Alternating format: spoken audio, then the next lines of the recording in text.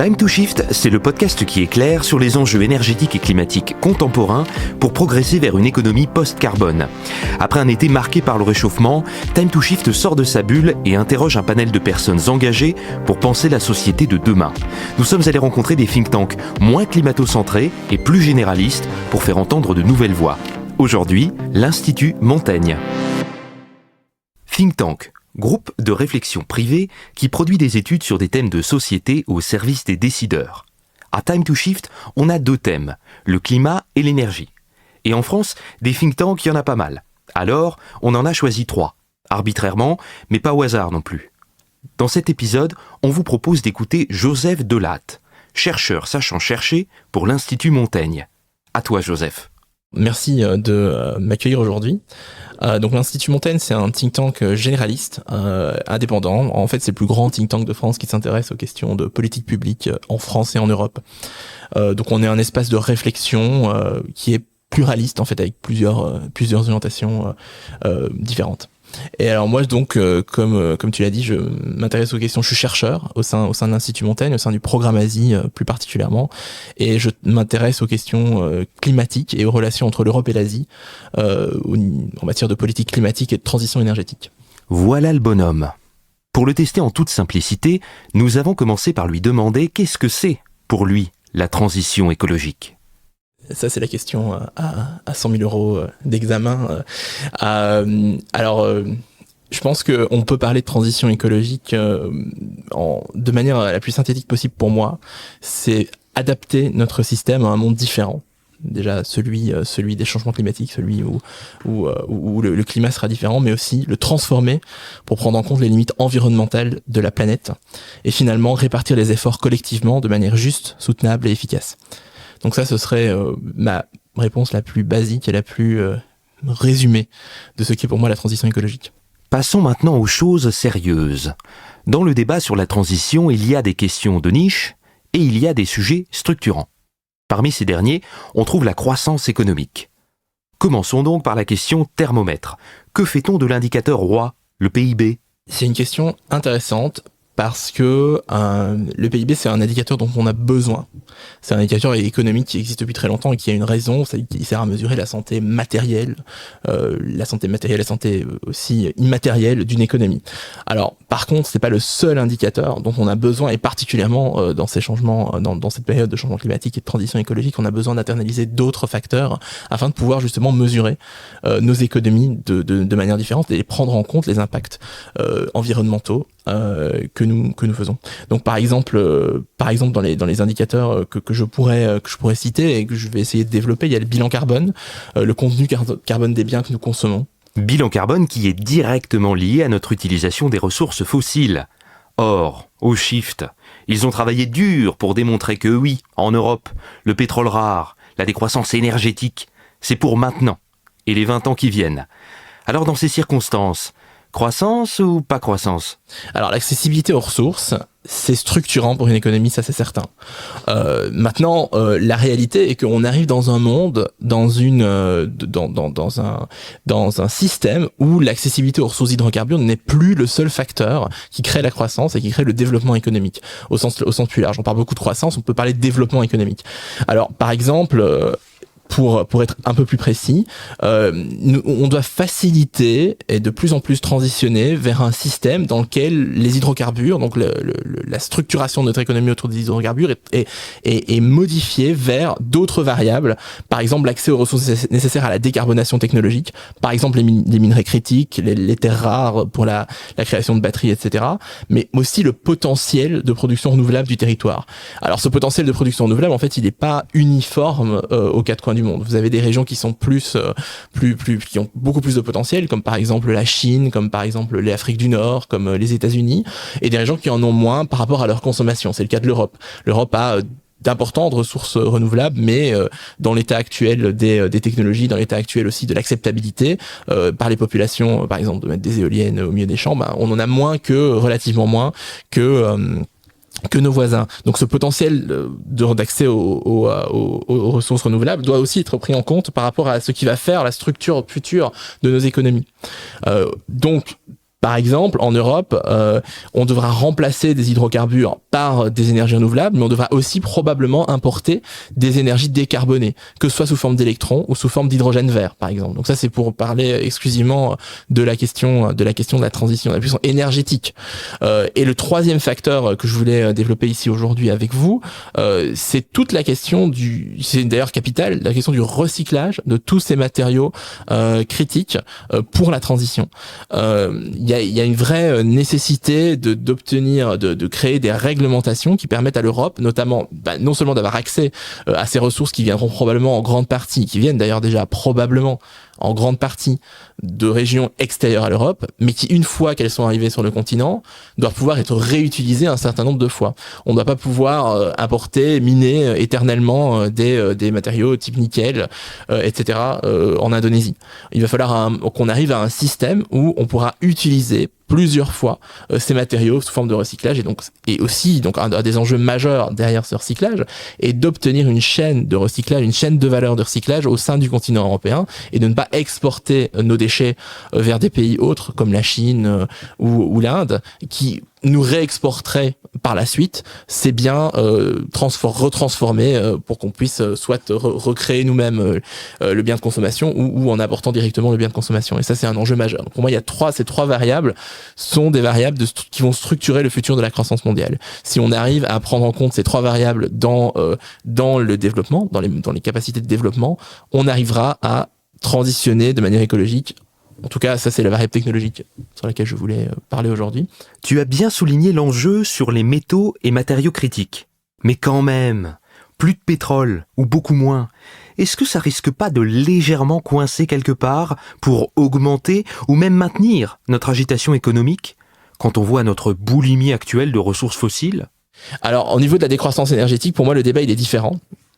On peut continuer en utilisant Peut-on continuer en n'utilisant plus les ressources fossiles ?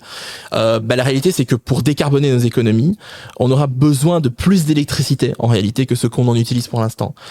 C'est quelque chose qui est un peu méconnu dans la discussion sur le climat et sur la transition. On parle beaucoup de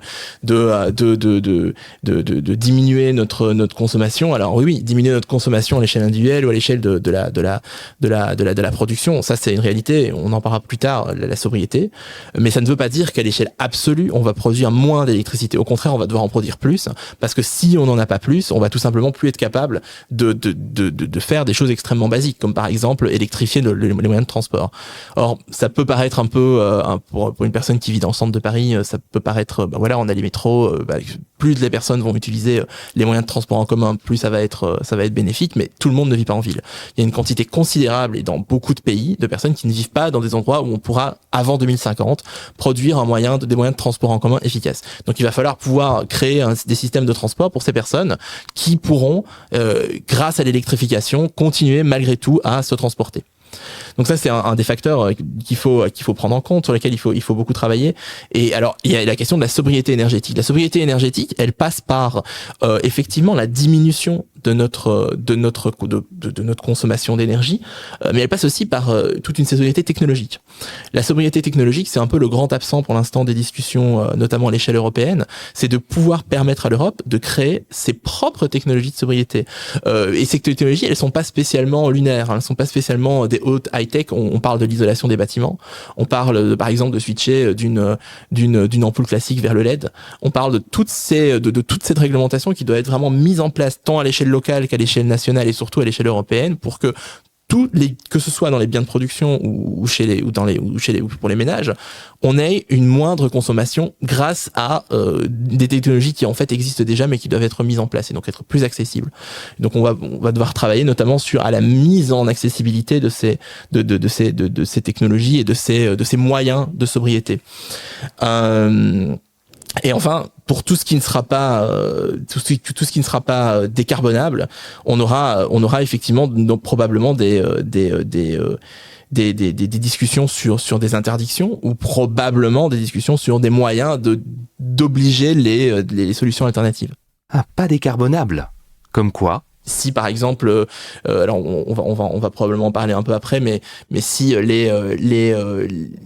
par exemple une personne qui prend un jet privé entre Paris et Lille, ce qui est une des destinations favorites des jets privés, Paris-Lille, si on peut permettre encore de ce genre de solution à exister pour les personnes qui peuvent se le permettre. Est-ce que ça doit pas tout simplement être interdit?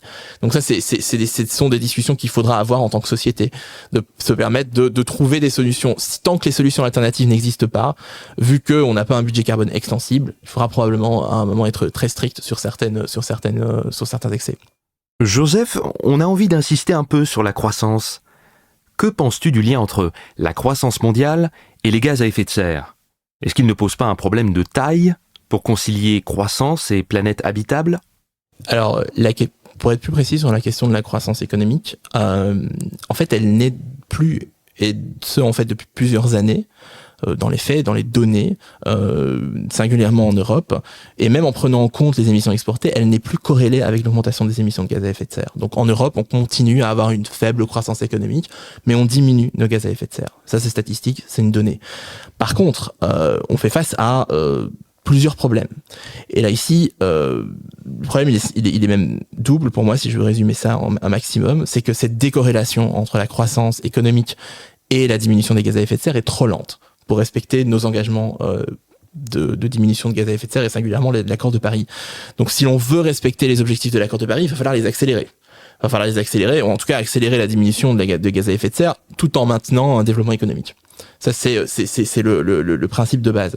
Et donc, singulièrement, remplacer les parts de l'économie qui dépendent des hydrocarbures par des parts de l'économie qui n'en dépendent pas et qui dépendent donc des énergies renouvelables ou des énergies sans carbone.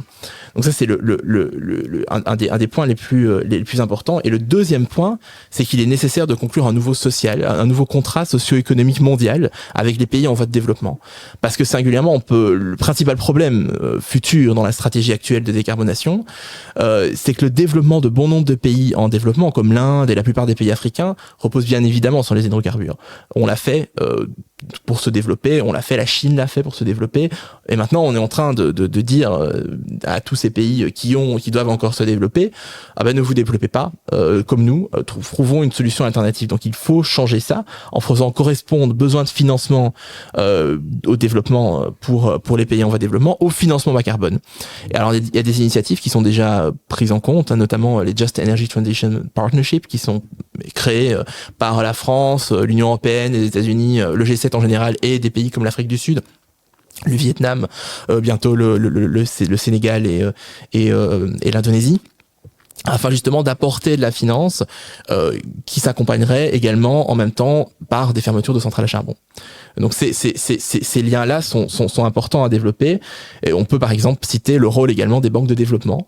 Il y a un sommet en juin à Paris organisé par la France et par la Barbade pour véritablement donner un nouveau mandat pour les grandes banques de développement, par exemple la Banque mondiale, afin que ces banques réorientent massivement la finance dont elles sont responsables vers la décarbonation mondiale et singulièrement pour la Banque mondiale vers la décarbonation des pays en voie de développement. On peut plus évidemment d'un côté dire on doit décarboner et donner du financement pour tout et n'importe quoi aux quatre coins du monde. Donc ça, c'est un sujet qui est majeur, qui est extrêmement important si on veut être à la fois crédible pour la décarbonation dans nos pays développés et permettre aux pays en voie de développement de continuer à avoir une capacité de se développer tout en n'utilisant pas des ressources qui d'ailleurs bien souvent sont disponibles sur le propre sol et que nous avons été chercher, acheter ou voire même prendre de manière unilatérale. La diminution des émissions dans nos pays, est-ce que c'est vraiment une décarbonation des activités? Ou juste des astuces comme la délocalisation des activités polluantes? Oui et non, parce qu'on continue à consommer des biens de consommation. Et là, donc même si c'est ce que j'ai dit dans ma réponse, c'est on prend en compte, même si on prend en compte nos biens, nos émissions exportées, c'est-à-dire tout ce qu'on importe. Alors en France, c'est beaucoup, finalement, c'est un quart de nos émissions qui viennent de biens qui ont en fait été produits ailleurs, donc qui ont été émis ailleurs. Même si on prend en compte ça, on a quand même une diminution absolue des émissions européennes et françaises. Ça c'est clair. Alors oui, évidemment, on consomme pas de la même manière. On consomme aussi des biens qui en fait ne sont pas des biens carbonés ou qui sont plus facilement décarbonables. Mais effectivement, même si on prend en compte ça, on a une diminution de nos émissions annuelles.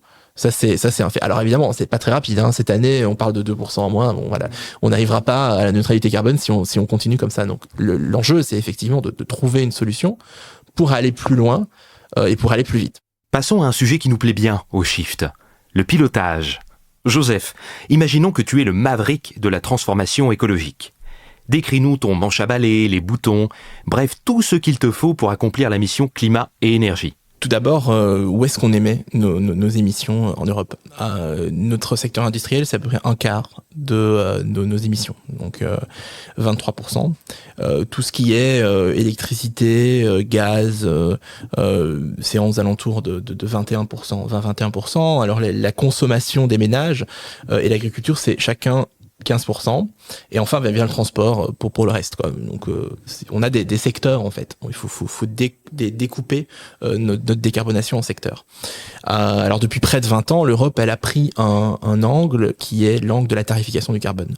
On a créé un marché du carbone qui pendant très longtemps a été un outil qui se crée, qui apprenait, qui grandissait, qui a pas eu beaucoup d'effets au début, et qui depuis quelques années prend véritablement des galons, avec quelques particularités qui étaient que les secteurs les plus exposés au commerce international on leur fournissait des quotas gratuits d'émissions. Donc ça veut dire que pour certains secteurs, ils étaient exposés à des prix qui en fait sont montés relativement haut. On a atteint aux alentours de 100 € la tonne. D'ailleurs, on n'est pas loin. Pour l'instant, ça fluctue évidemment. C'est le concept d'un marché du carbone. Donc vous avez un quota d'émissions qui vous est distribué au début. Donc c'est comme ça que ça fonctionnait jusqu'il y a pas longtemps. On vous donne un quota d'émissions gratuitement et vous pouvez, en fonction de vos résultats en fin d'année, revendre le quota parce que vous avez été plus vertueux que ce que vous deviez l'être, soit acheter des quotas parce que vous avez émis plus. Donc ça, c'est le principe du marché carbone tel qu'il était jusqu'à il y a pas très très longtemps. Et puis là, il y a une réforme très importante qui vient de passer il y a quelques jours au niveau européen, qui est que non seulement il y aura plus de quotas gratuits, tout le monde va avoir à acheter directement les quotas, donc à planifier ses émissions de manière pluriannuelle, voire annuelle, en achetant un certain nombre de quotas. Mais en plus de ça, les biens que nous importons de l'étranger vont aussi être couverts grâce à ce qu'on appelle un mécanisme d'ajustement carbone aux frontières. Alors on en a beaucoup parlé de manière un peu mauvaise, si vous voulez mon avis, parce que c'est véritablement une révolution en fait, ça. J'en verrai un peu plus tard, mais ça change les règles internationales de la manière dont on conçoit le contenu carbone d'un bien. Alors en France, on a beaucoup parlé de la tarification du carbone, singulièrement en 2017-2018 avec le mouvement des Gilets jaunes. Le débat a été extrêmement mal cadré. Il a été extrêmement mal compris, surtout, et surtout, il y a eu un grand absent dans ce débat, c'est la question du recyclage de ces revenus du carbone. Donc, l'enjeu principal quand on parle de tarification du carbone, parce que c'est bien l'outil principal de l'Europe pour se décarboner, c'est pas le seul et on va en parler, c'est que va-t-on faire des revenus ? Singulièrement, quand vous gagnez des milliards d'euros sur une taxe carbone ou sur un marché carbone, vous avez des revenus. L'État, les collectivités publiques gagnent un certain pouvoir de revenus. Ce pouvoir de revenus, il doit être bien entendu utilisé de manière intelligente pour décarboner l'économie et favoriser encore plus que le marché carbone et que la tarification du carbone, la décarbonation de son économie. Donc quand vous avez un bâton, c'est une tarification du carbone, c'est un bâton, on vous dit non, vous consommez trop, vous allez recevoir un coup, le coup c'est le prix.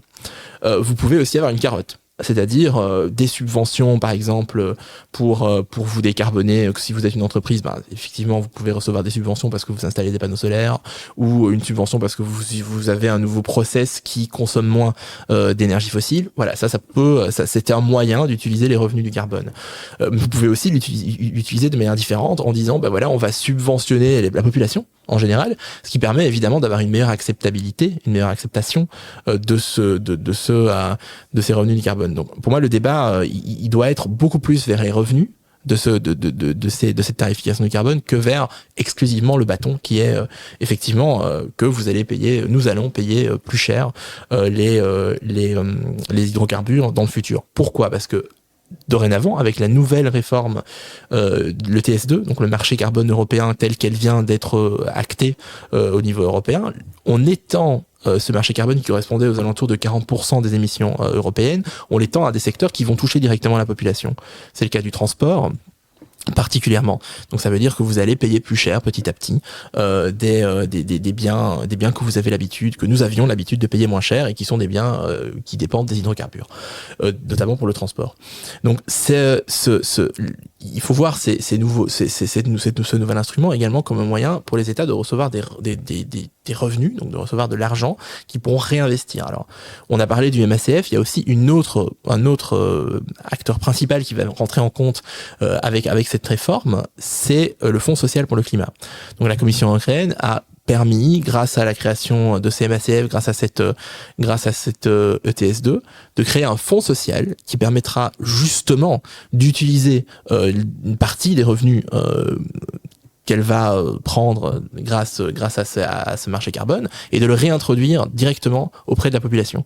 Donc ce sera singulièrement fléché vers les populations les plus vulnérables afin de leur permettre justement de continuer à avoir accès aux ressources énergétiques, parce qu'à un moment vous allez quand même pouvoir continuer à vous transporter, vous pouvez quand même continuer à pouvoir vous chauffer, mais de financer notamment des infrastructures de rénovation pour les maisons, de permettre à des voitures électriques par exemple d'être accessibles au plus grand nombre. Ça, c'est un enjeu majeur. Vous devez absolument, évidemment, avoir des éléments sociaux dans cette politique de tarification. Si on n'a pas ces éléments sociaux, bien entendu, à un moment, ça va flancher et l'acceptabilité de ces politiques sera perçue comme évidemment problématique. Parce que si d'un côté vous demandez à toute la population de faire un effort alors que tout le monde n'a évidemment pas les mêmes moyens, on va vers un problème d'acceptation grave, et ce qui pourra retarder notre décarbonation.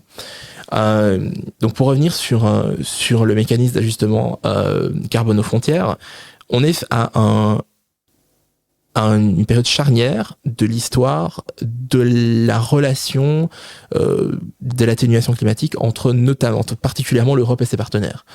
On ne parle pas la même langue en matière de décarbonation, on ne parle pas du tout, on ne conçoit pas notre décarbonation de la même manière que l'on soit en Europe ou que l'on soit aux États-Unis, en Chine ou au Japon. Alors déjà, on n'a pas les mêmes ambitions. Si vous comparez les ambitions chinoises avec les ambitions européennes, évidemment, elles sont très différentes. La Chine ambitionne d'être décarbonée en 2060, nous en 2050 et probablement même un peu avant. Voilà, donc on a des trajectoires différentes et surtout des politiques mises en place différentes. En Europe, vous avez des trajectoires de décarbonation par secteur industriel qui vont devenir de plus en plus sévères. En Chine, par exemple, vous ne les avez pas. Aux États-Unis, avec l'Inflation Reduction Act, donc cette nouvelle loi qui à la fois lutte contre l'inflation, mais qui en fait lutte aussi beaucoup contre les changements climatiques, les Américains subventionnent massivement leur industrie et leur décarbonation véritablement en donnant de l'argent pour l'achat, par exemple, de voitures électriques, pour l'achat on fixe un prix, par exemple, pour l'hydrogène décarboné pour les industries qui en ont besoin, voire pour l'aérien à un moment.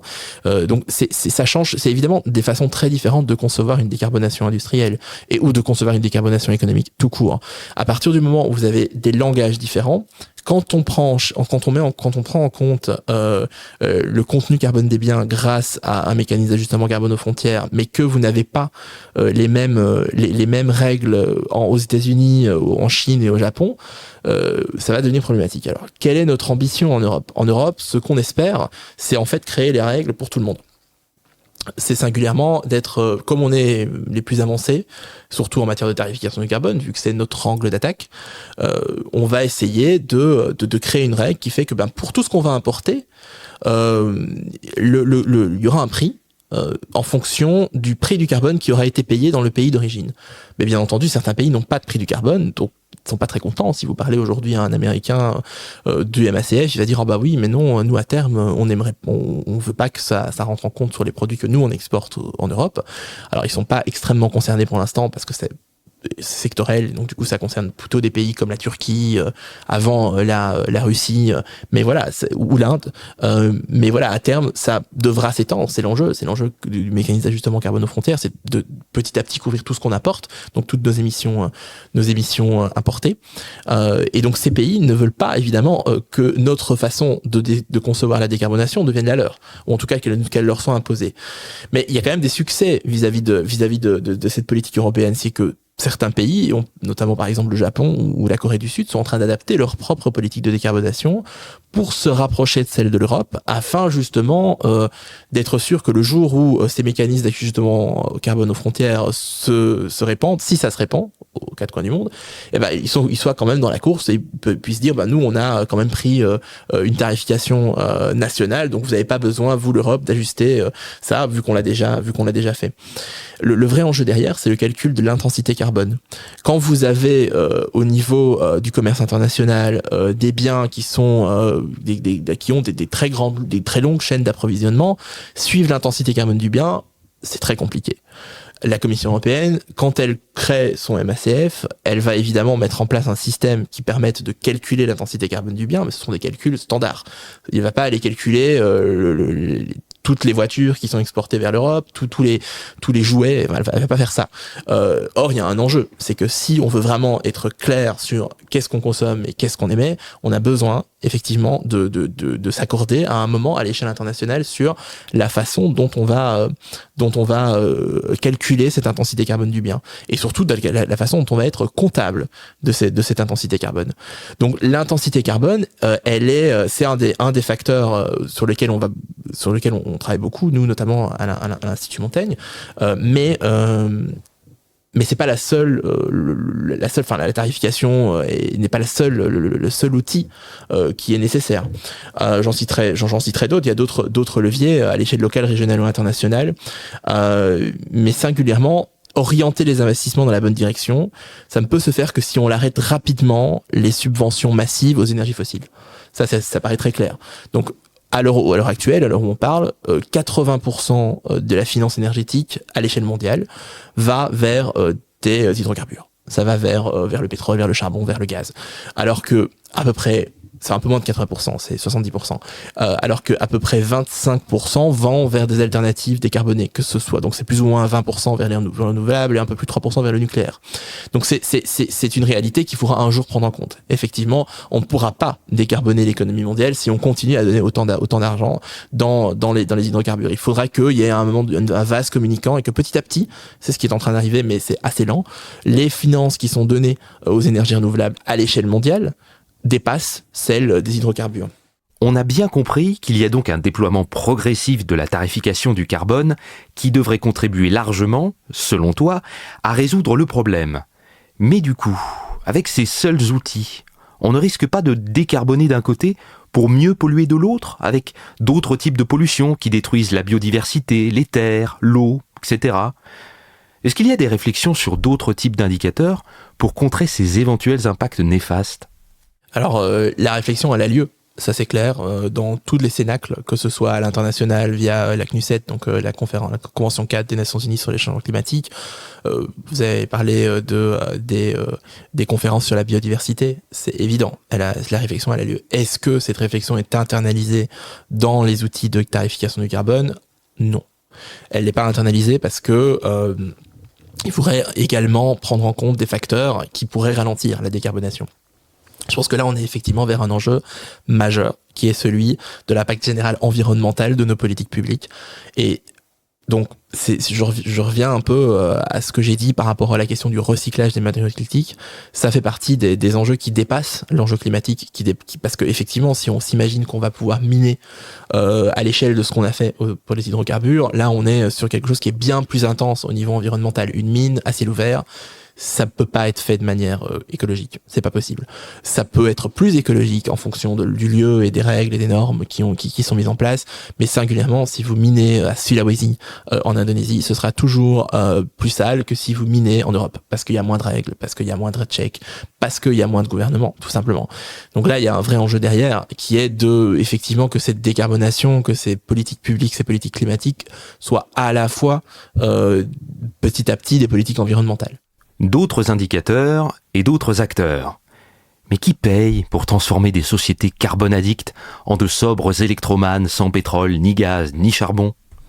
Il y a un enjeu de financement qui effectivement est colossal pour la décarbonation, qui, comme tu l'as dit, est pas exclusivement au niveau supranational, pas exclusivement au niveau de l'Europe, et même effectivement pas exclusivement au niveau national.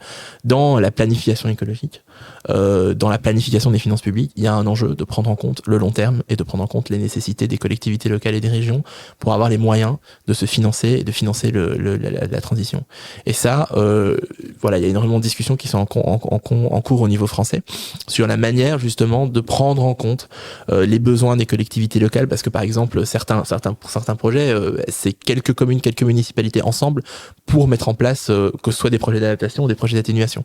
Et sans ça, on n'y arrivera pas, effectivement. On n'aura pas le projet, le moyen de décarboner réellement dans la vie des gens. Donc dans votre quartier, dans votre commune.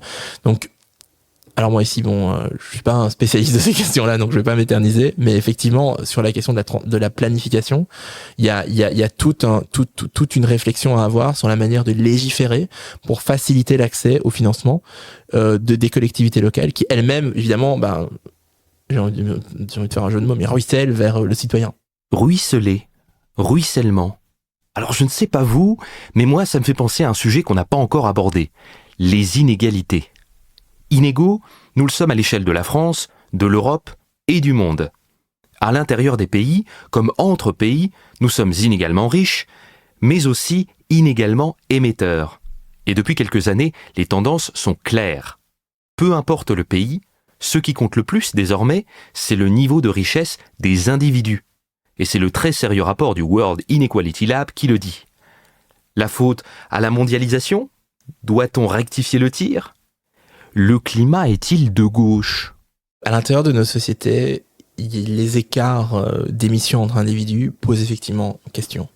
Ça pose un problème éthique et un problème de réalisme. Comment allons-nous pouvoir demander des efforts à la population en général si effectivement on tolère des excès de la part d'une minorité. Donc on peut s'interroger jusqu'où nos sociétés doivent tolérer des comportements irresponsables environnementalement, mais au-delà de la tarification, j'en ai beaucoup parlé, il faudra aussi prendre des mesures de réglementation strictes, probablement en rendant par exemple des comportements impossibles, j'en ai parlé, les fameux jets privés entre Paris et Lille, ou en tout cas tant que des alternatives réalistes et décarbonées n'existent pas. Et à l'échelle internationale, donc à l'échelle de la mondialisation, la répartition des efforts, elle est au cœur du débat de la gouvernance climatique. L'accord de Paris, il répond pas. Il y répond pas tout simplement parce qu'il est non contraignant et qu'il laisse aux États le choix de déterminer leur trajectoire de décarbonation, ce qui évidemment peut arriver à un dialogue de sourds entre des personnes qui n'ont pas des intérêts alignés. Donc on fait face à la combinaison de plusieurs défis qui rendent la résolution globale de la crise climatique assez difficile. En fait, le développement historique de nos sociétés, comme on l'a dit, il est pas d'ailleurs que des nôtres, mais également de la Chine. Elle s'est faite sur la base de l'utilisation de ressources fossiles qui sont très émettrices, comme le charbon. Or, ce qu'il reste du budget carbone ne permettra pas aux pays qui ne sont pas encore développés de se développer de la même manière et donc d'utiliser le charbon tout en restant en dessous des 2 degrés de l'accord de Paris. Donc il y a un constat d'inégalité qui est très clair tant entre personnes, comme on l'a dit dans sa même société, mais également on peut pas nier l'inégalité quand même entre des pays en voie de développement qui en plus sont là où les gens où la démographie croît la plupart du temps et nous des pays qui ont émis beaucoup et qui effectivement continuent à émettre pas mal. Donc pour répondre à cet enjeu, il y a 2 impératifs minimum 2, qui est d'abord pour les sociétés développées, donc les nôtres, mais pas que les nôtres, également la Chine, qui pour l'instant qui est déjà un grand émetteur historique.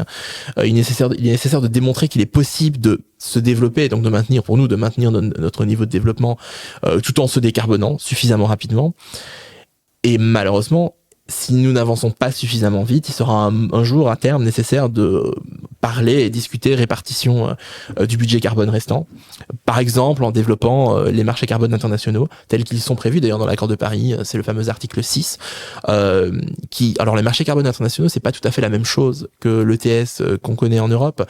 C'est un moyen de répartir l'effort, en fait. Un moyen de donner des quotas d'émissions à des pays en fonction de leur population, par exemple, en fonction de leur responsabilité historique, et de dire, bah voilà, on peut vous acheter certains quotas d'émissions pour ce qui permet de répondre doublement à deux solutions.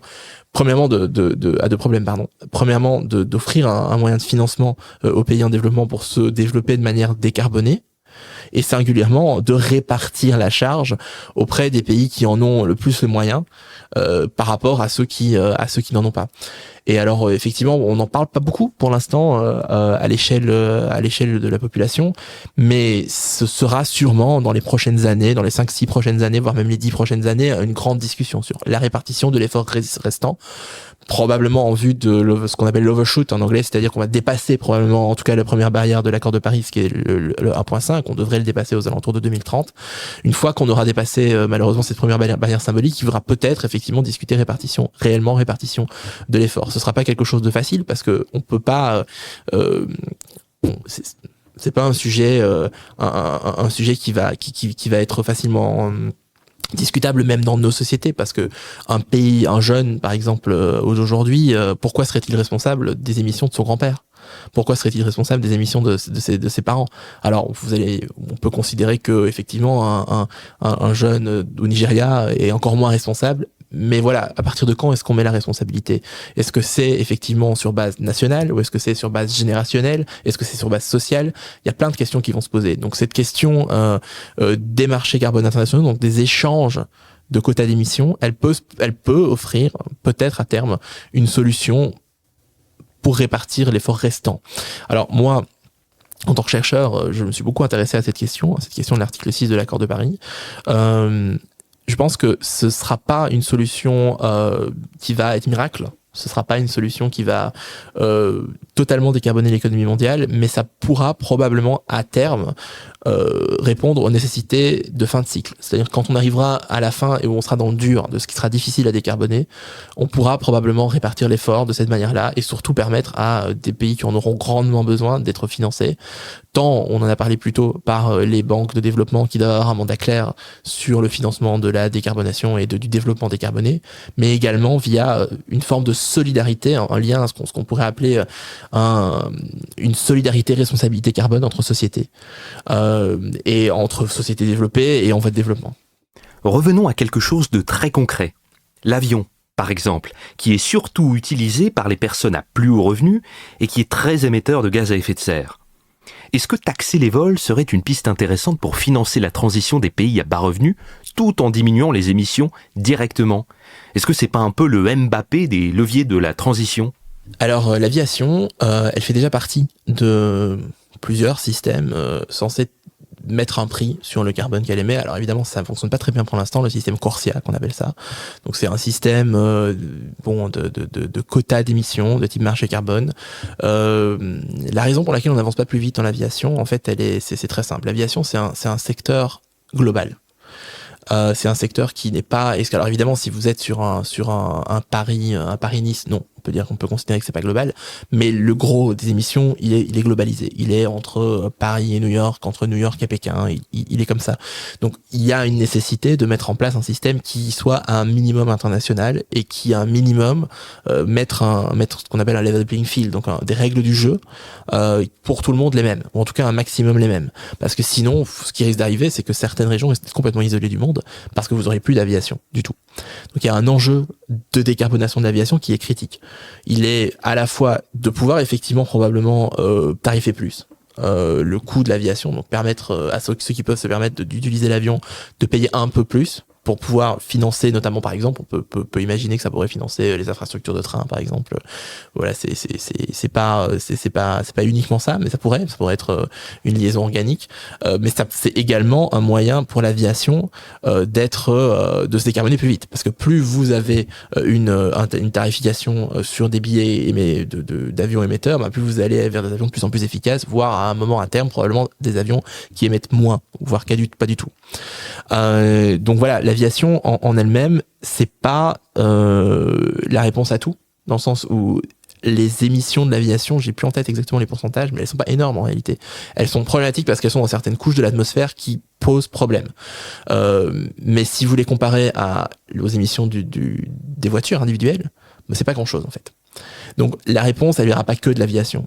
Elle vient de l'aviation parce que c'est facile d'identifier l'aviation comme étant quelque chose de base. C'est principalement les personnes qui ont le plus de moyens, pas que, ça concerne aussi d'autres personnes, mais voilà. Donc ça c'est plutôt ma réponse sur l'aviation. Et pour rebondir sur les systèmes de tarification internationale qui concernent déjà l'aviation, pourquoi est-ce qu'on n'est pas plus loin? Tout simplement parce qu'il y a beaucoup de pays qui sont juste pas d'accord. Certains pays dépendent énormément de l'aviation. On parle beaucoup des États-Unis. Les États-Unis dépendent de l'aviation. L'infrastructure de transport aux États-Unis n'existe tout simplement pas sans l'aviation. Vous avez très très peu de trains. Les moyens mis en place pour l'instant pour la construction d'infrastructures de trains aux États-Unis sont minimes. Et donc, nous, en Europe, on mise beaucoup sur le train. À terme, on espère que le train va avoir une renaissance du train. Aux États-Unis, ils misent sur la décarbonation de l'aviation.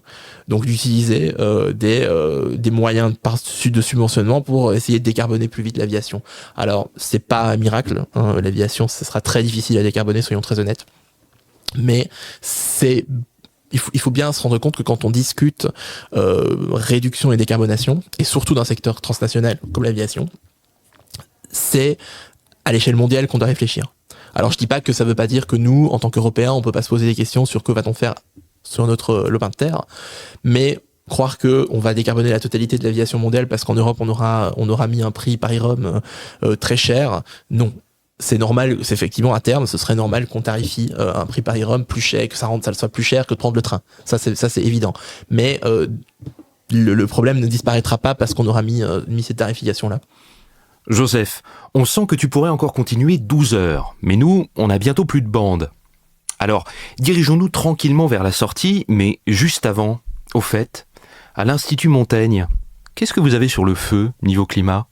On a travaillé pendant 1 an et on continue à être sur ce sujet-là, sur la question de la décarbonation à l'échelle internationale via des instruments de type multilatéraux, donc les clubs climat. Il y a eu une discussion au niveau du G7 sur la création de clubs de pays qui iraient plus vite, plus loin et qui se mettraient en commun sur la décarbonation de certains secteurs industriels.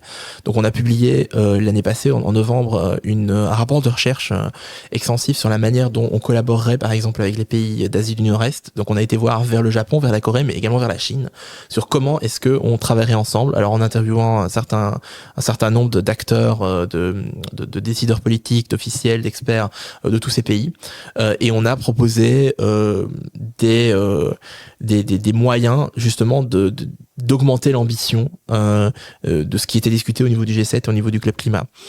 On a rebondi notamment sur la création d'un forum qui permettrait d'inclure au-delà du G7, parce que bien entendu décarboner l'échelle, le monde, décarboner la planète, ça va pas se faire exclusivement par ce club de pays riches, mais ça devra se faire évidemment en incluant un maximum de pays, et singulièrement des pays en développement, qui eux ont à la fois besoin pour se développer d'avoir un accès à nos marchés, parce que ça on en a pas beaucoup parlé pour l'instant, mais c'est crucial. Effectivement, s'ils ont pas d'accès aux marchés internationaux, le développement se fera beaucoup plus lentement. Donc ils ont un besoin, et il y a une demande de la part des pays en développement, que cette décarbonation ne vienne pas se faire de manière forteresse, c'est-à-dire qu'on créerait une forteresse entre pays riches qui serait de plus en plus sévère entre eux, avec un gros prix du carbone, qui décarbonerait et qui laisse sur le côté les pays les moins développés. Donc il y a un vrai enjeu là derrière. On a proposé des solutions via notamment la création de certificats verts qui permettraient justement de certifier que certains biens sont décarbonés, ou en tout cas ont un contenu de carbone inférieur à un certain levier, à une certaine échelle. Donc ça a été notre travail, et on a rebondi sur ce travail en participant à la création d'un consortium international de think tank qui conseille le G7 notamment sur la décarbonation industrielle et la décarbonation du commerce international. Et donc là c'est assez simple, on pousse, enfin en tout cas on conseille, on recommande la prise en compte notamment de ces différences dont on a parlé dans ce podcast, de ces différences d'interprétation de la décarbonation. Donc quand on parle d'intensité carbone au Japon par exemple, ou de tarification chez nous, on essaie de trouver des moyens pour faciliter la discussion et accélérer justement les discussions concernant la prise en compte de ces différentes interprétations par rapport à l'intensité carbone et au contenu carbone des biens. Donc ça, c'est un enjeu majeur pour nous. L'autre enjeu majeur est finalement, et ça je vais terminer là-dessus sur mon projet de l'année, on travaille sur la décarbonation industrielle par secteur et par vecteur. Donc on voit que les pays, ils investissent de manière très différente et ils réglementent de manière très différente leur secteur industriel. Et donc on travaille sur ça, sur la mise en perspective de ces différentes réglementations de décarbonation par secteur industriel et par secteur d'émissions. Donc on sait par exemple que le secteur industriel, c'est à peu près un quart de nos émissions, beaucoup plus en Chine, 36%. Donc il y a un enjeu de savoir comment est-ce qu'on arrive notamment dans des pays qui nous exportent beaucoup de biens industriels, et singulièrement la Chine, à mettre en évidence des différences d'approche. La Chine, par exemple, pour l'instant, c'est pas de pic prévu, tant au niveau national en absolu, donc vous avez pas de pic qui est prévu à l'échelle du pays, mais pas non plus de pic par secteur. Donc vous savez que c'est l'aciérie, par exemple, la sidérurgie pour l'instant, elle n'est pas prévu de diminuer ses émissions. Il n'y a pas alors que la Chine planifie beaucoup, elle ne planifie pas ça encore, par peur évidemment d'affecter sa croissance économique. Donc on travaille là-dessus sur comment est-ce que nous, en tant qu'Européens, on va réagir à ce décalage, notamment dans les ambitions. On a parlé de l'ajustement carbone aux frontières. Il y a un enjeu. La Chine pourrait très bien, par exemple, décider de nous exporter les biens qu'elle produit sur base d'énergie verte et garder pour elle et pour l'exportation sur le marché international les autres biens, ce qui évidemment serait une somme nulle. Si on continue comme ça, on est dans une somme où on n'a pas une décarbonation à l'échelle mondiale, mais nous, on pourra se dire avec bonne foi qu'on aura décarboné notre consommation à nous. Donc il y a toutes ces questions-là sur lesquelles on travaille à l'Institut. C'est notre projet de l'année. Et on le fait notamment avec des acteurs japonais, des acteurs coréens et des acteurs chinois. Merci Joseph, merci à l'Institut Montaigne pour son accueil. Et pour les plus curieux d'entre vous, réchauffement climatique en japonais se dit Shikuon Danka, à peu de choses près. À très vite pour entendre la voix d'un nouveau think tank. Le podcast Time to Shift est réalisé par les Shifters, les bénévoles du Shift Project. Ce think tank, dirigé par Mathieu Ozano et présidé par Jean-Marc Jancovici, a un objectif: faire progresser le débat et les actions pour une économie post-carbone. Un monde libéré des énergies fossiles et préservé du changement climatique. À très bientôt pour toujours plus de Shift.